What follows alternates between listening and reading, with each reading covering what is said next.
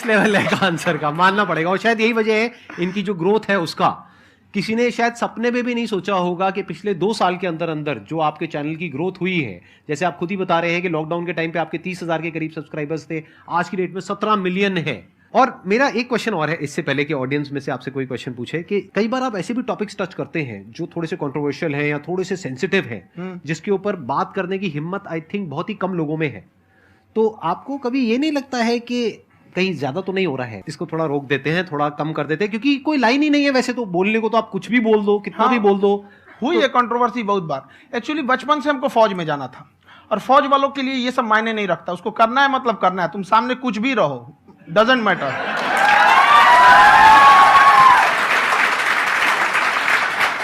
और मैंने YouTube पे देखा कुछ वीडियोस में कि आपका जो इंस्टीट्यूट है वहां पर आज से कुछ साल पहले कुछ बम गिरे थे। हाँ, कुछ गिरे थे, कुछ तो बहुत सॉलिड जगह गिरा था, फटा नहीं वो। मतलब आपके आसपास? हाँ, बम को भी पता है कि टीचर की इज्जत किया जाता है।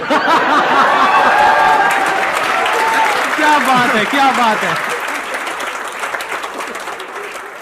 मैं समझ पा रहा हूं कि ये आपके अंदर जो एटीट्यूड है ये कहां से आ रहा है, क्योंकि आप बचपन से ही फौज में जाना चाहते थे, तो आप जंग के मैदान में ही खड़े हैं एक तरीके से। बस फर्क ये है कि आपके हाथ में कलम है, हथियार ना हो करके। हथियार से एक आदमी की जान जा सकती है, हाँ। कलम से बहुत ताकत होता है। शिक्षा एक ऐसा हथियार है ना, हर कुरीतियों से लड़ सकता है, हर तरह की समस्याओं से। और ये एक ऐसा हथियार है, मेटल डिटेक्टर में भी नहीं पकड़ाता है।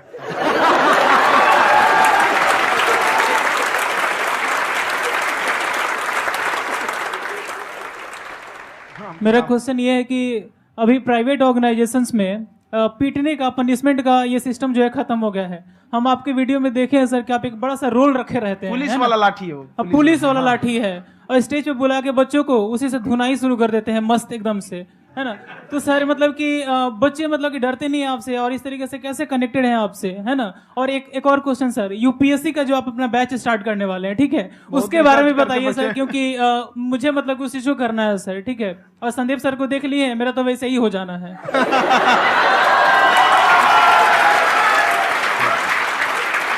क्या हो जाना है? मेरा पूरा कंप्लीट करो। I'll be an IAS officer next year because I have seen you, sir.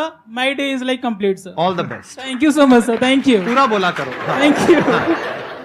देखिए, लड़कों को जहां तक पीटने की बात है, जब पढ़ाने की बात आएगी तो उसको हम पूरे बेहतरीन ढंग से पढ़ाएंगे, लेकिन जब सजा देने की बात आएगी ना, तो वो भी बेहतरीन ढंग से होगा। ऐसा थोड़ी होगा कि बस एक ही चीज बेहतरीन ढंग से होगा।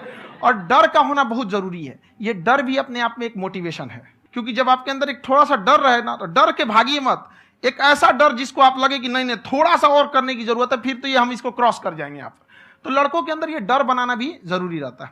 और रही बात यूपीएससी वाले की, जो आपने बोला, बहुत सारे लड़के वेट कर रहे हैं यूपीएससी की, क्योंकि 2-2.5 लाख फीस सारे लोग एफोर्ड नहीं कर सकते। और हमारा वही रहता है, हम तो ज्यादातर हमारे स्टूडेंट देखेंगे तो किसी के रिक्शा वाला, सब्जी वाला, यही लोग, इनको तो 2.5 लाख रुपया, इनके पास पूरी संपत्ति नहीं होती है, फीस कहाँ से भरेंगे वहां पे, उसके बाद रहेंगे कहाँ से।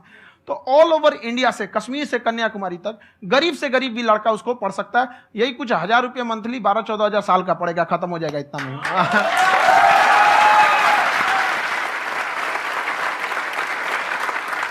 ये जो डंडे वाली बात इन्होंने कही, ये सच है? मतलब आप सच में एक डंडा रखते हो? पुलिस का ही है वो। और मारते हो? हाँ, कि मतलब अगर कोई लड़की छेड़ता है या ऐसा कोई भी उल्टा पुल्टा काम पढ़ाई करता लिखाई है, कुछ भी गलती करेंगे तो पिटाएंगे वो यहाँ पे, कैमरे पे, ऑन कैमरा, जैसा भी रहे, कुछ भी पिटाना तो उनको फिक्स है। एक तो कोई मतलब विधायक जी थे, उनके लड़का को पीट दिए, तो चला दल बल लेके अपना वहां पे। उसने घर पे नहीं बताया था कि सर ने पीटा है, बस बोल दिया कोचिंग में पीटा है। बाद में पता चला हम पीटे हैं, तो उसके पिताजी मेरे सामने और पीटे।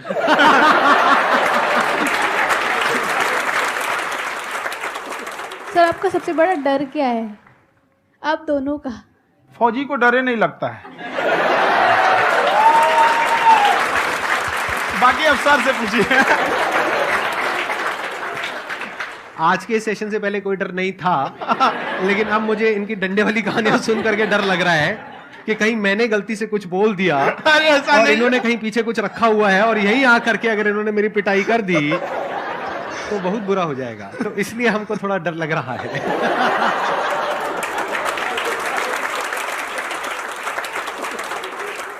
आपकी डेली कितने घंटे क्लासेस होती है? 6-7 घंटे।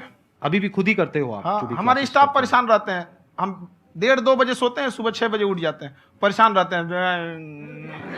यार इतना क्यों करते हो, है ना? कभी क्योंकि उनको भी साथ साथ लगना पड़ता है ना। उनको साथ साथ लगना पड़ता है। हम जग गए तो कोई सोया थोड़ी रहेगा, परेशान रह, दिन में सोते ही नहीं है बेचारा, कहीं कहीं जाके सोते रहता है। तो हम सीट बांध दिए कि भाई तुम इस समय सो जाना, तुम इधर सो जाना। आपकी शादी हो गई या नहीं हुई है अभी?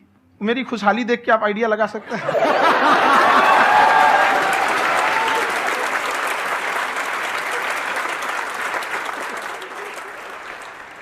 First of all I would like to say sir thank you so much to you and to your team कि आपने मुझे यहाँ आने का मौका दिया। एंड सर अब तक मैंने आपको सिर्फ फ़ोन या लैपटॉप में ही देखा है दोनों को, आज फर्स्ट टाइम लाइव देख रही हूँ तो बहुत अच्छा लग रहा है। तो मेरा क्वेश्चन ये है सर आपसे, जब हम लाइफ में कोई डिसीज़न लेते हैं कि हमें ये पर्टिकुलर चीज़ करनी है, और क्योंकि हम डिसीज़न लेते हैं तो हमारी आदत है कि पहले हम 4 लोगों से पूछते हैं कि तू बता तेरी क्या राय है, तू बता तेरी क्या राय है। तो उनमें से अगर कोई हमें कह देता है कि ये बेकार डिसीज़न है मत कर, तो हमारा माइंड कहीं ना कहीं डाइवर्ट होने लगता है और उसकी वजह से हम अपना डिसीज़न चेंज कर देते हैं। तो मेरा क्वेश्चन ये है कि कैसे हम अपने डिसीज़न पे स्टिक रहे, कैसे हम जो दूसरे के ओपिनियन है उनको अफेक्ट ना होने दें अपने ऊपर। दूसरे से सलाह लेने से पहले एक बार खुद उस पर रिसर्च कर लेना चाहिए, ताकि आप सामने वाला क्या सलाह दे रहा है आपको समझ में आना चाहिए। यहाँ पर ऐसा नहीं है कि कई बार ऐसे होते हैं कि दूसरे वाले को एक्सपीरियंस होता है, तो अगर आपको पहले से आइडिया है, उसके बारे में आप बेहतरीन ढंग से रिसर्च किए हैं कि क्या इसमें प्लस पॉइंट है क्या निगेटिव है, उसके बाद आप किसी से सलाह लेने जाइए। ये नहीं कि मन में आया सीधे बताओ, गड़बड़ा जाएगा। तो वहाँ पे पहले आपको R&D करना पड़ता है, समझ में आया कि नहीं? और जिंदगी हो या गाड़ी, जीतेगा वही जो टाइम पे गियर चेंज कर रहा है। तो डिसीजन चेंज करना बहुत ज्यादा गलत नहीं है।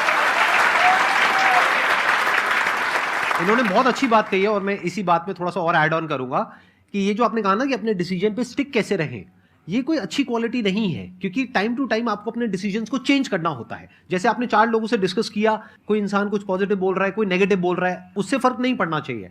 डिपेंड ये करता है कि वो जो बोल रहा है उसका बेसिस क्या है, क्या वो किसी नॉलेज या एक्सपीरियंस के बेस पे बोल रहा है या ऐसे ही कुछ भी बोल रहा है। ऐसे ही बोल रहा है तो फिर उसकी बात पे ध्यान क्यों दे रहे हो? अगर किसी नॉलेज या एक्सपीरियंस के बेस पे बोल रहा है, फिर चाहे वो पॉजिटिव बोल रहा है चाहे नेगेटिव बोल रहा है, दोनों ही मायने रखता है। उसके बाद में रिसर्च करनी है और फिर रिसर्च करने के बाद में फाइनल डिसीजन अपना खुद का होना चाहिए। अब वो डिसीजन उससे अलग भी हो सकता है जो आपने पहले लिया था, और वो सेम भी हो सकता है। सर मेरा क्वेश्चन दोनों से है आपसे, how to deal procrastination and laziness. हमारा ब्रेन है ना, ये बहुत आलसी टाइप का, इसको आराम खोजना पसंद है। अब थोड़ा सा भी आप इसको आराम की ओर लेके चले गए ना तो